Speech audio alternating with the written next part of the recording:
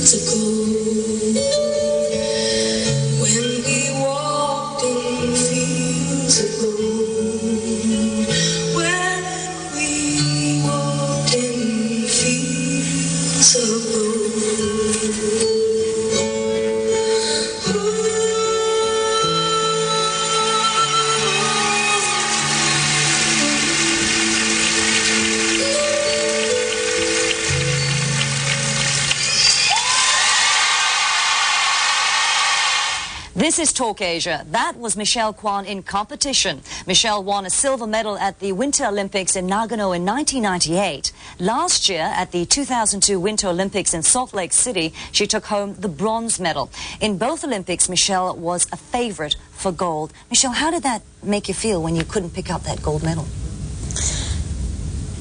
It was disappointing. I mean, it wasn't the performance of my life in both the Olympics in 98 and in 2002. And, you know, for me, I feel that you tried your best. There's no regrets. I worked hard.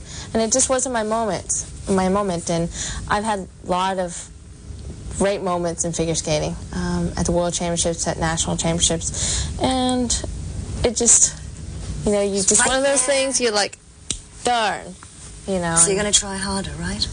Got to. Never give up. And in 2006, it's still possible. You know, it's one of those things that's elusive gold medal, but maybe I'll give it another shot and I'll just see what happens. So maybe or definitely?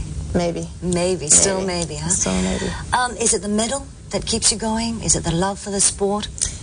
It's more for the love of the sport. The Olympic medal is not everything, because I don't believe that 6 minutes on the ice is worth all the waiting 4 years. It's not a waiting game. I feel that it's every performance, it's every day on the ice, and it's just not one day, it's every day.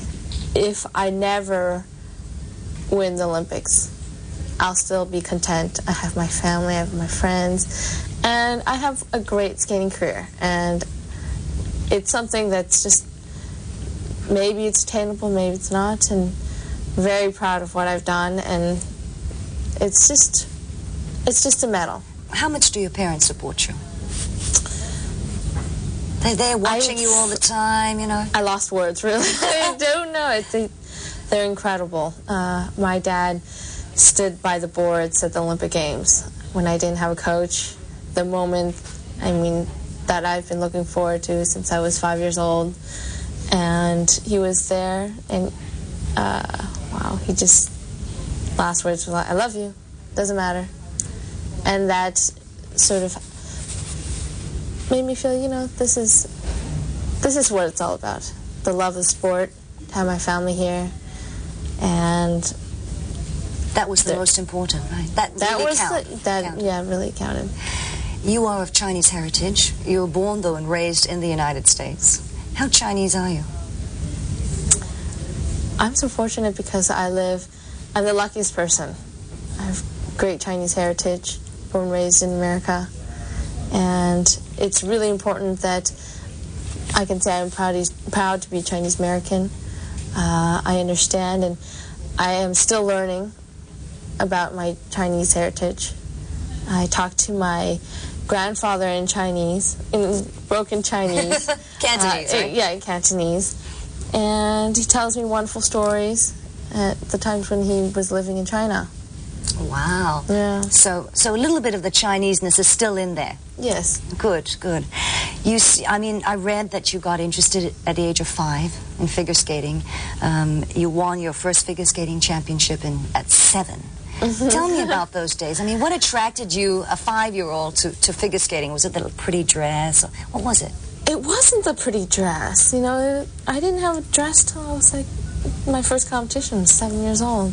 And I remember holding on to the boards and falling, and I think it was just that I wanted to get better. I wanted to be the girl who was spinning already. I was looking at her and I was in awe, and my brother was skating around. He started playing hockey early on. Slightly different. Yeah, slightly different, but he was going faster than I was.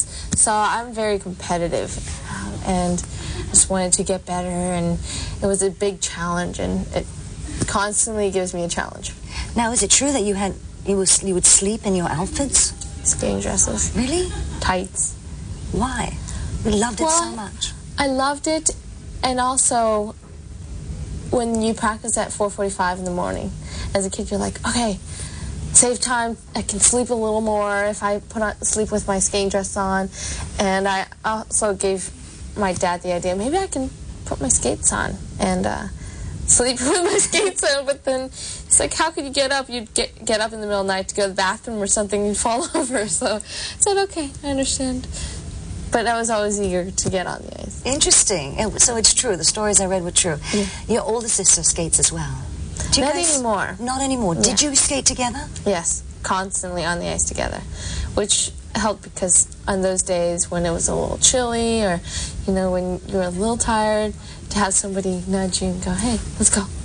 I'm like, okay. So it was like a fun activity for family. Now, as an Asian American, you've skated around the world and you've gone to international competitions, the be-all and end-all. Not too many other Asians have made a name for themselves internationally like you have. Maybe some Japanese, some Chinese. Why do you think this is? Well, it's hard for me to comment on that because I believe there has been.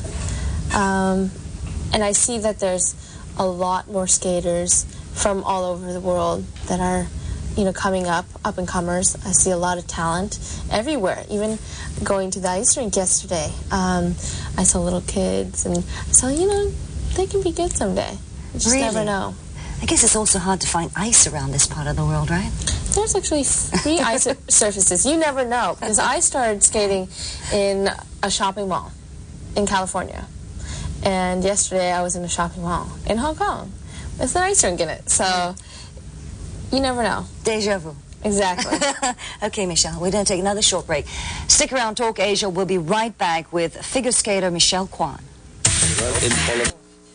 This is Talk Asia, and we're here with figure skating champion Michelle Kwan. Very much like Tiger Woods, Michelle, you are a role model to many. How does that make you feel? Does that put pressure on you? When I was really young and at the world level, I realized, that I was under the spotlight and that younger kids would look up to me as a role model. And I take that role very seriously. I understand that.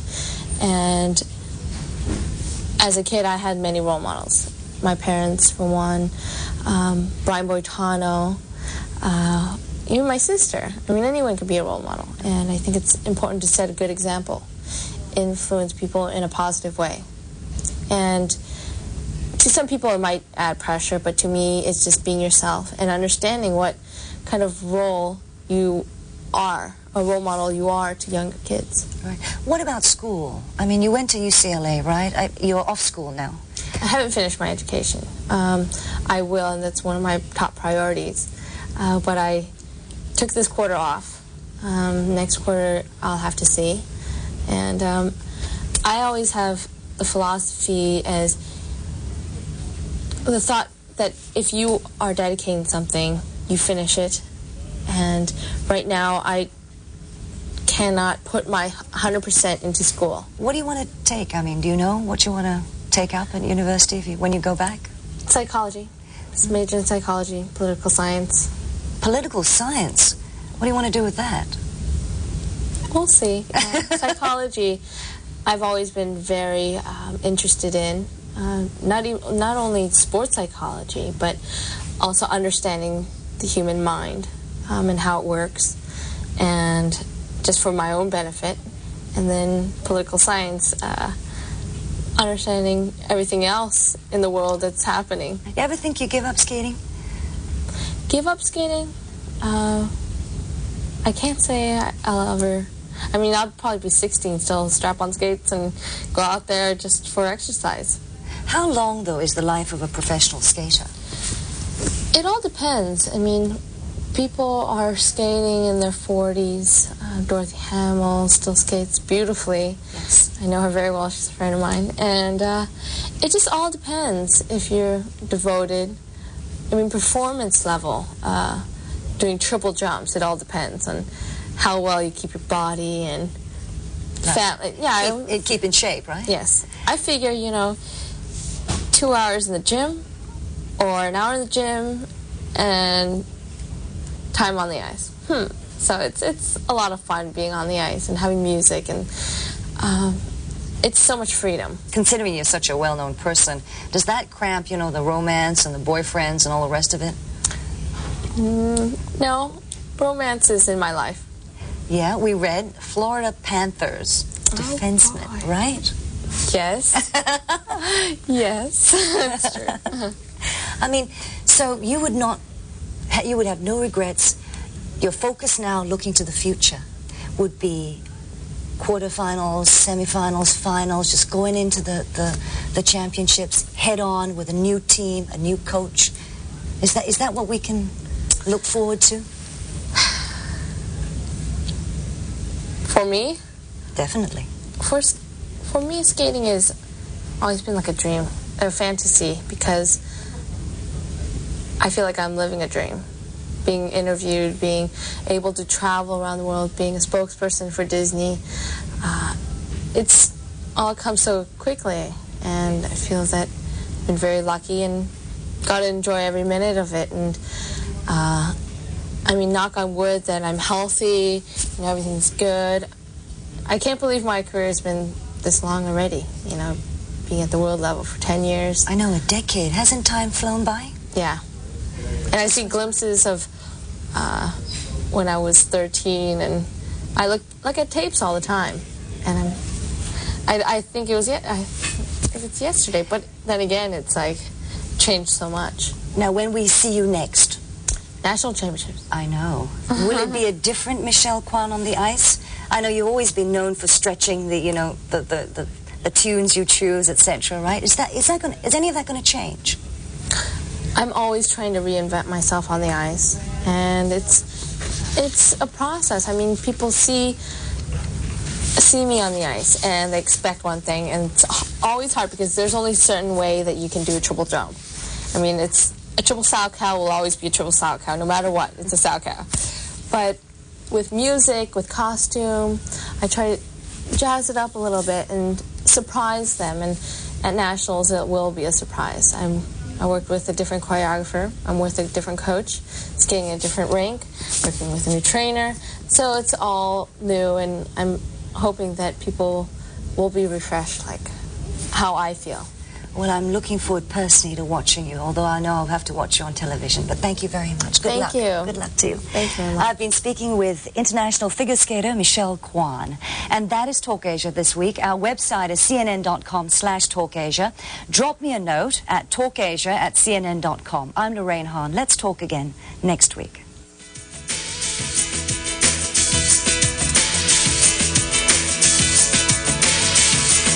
Maintaining one country, two systems.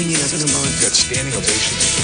It is an open court. Everybody was I'm there. pro-rock qualified.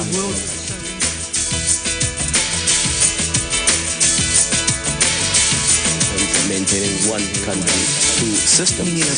Got standing ovations. It is an open court. Everybody was I'm there. pro-rock qualified. The world is so easily divided. We have two avenues. And for us to change.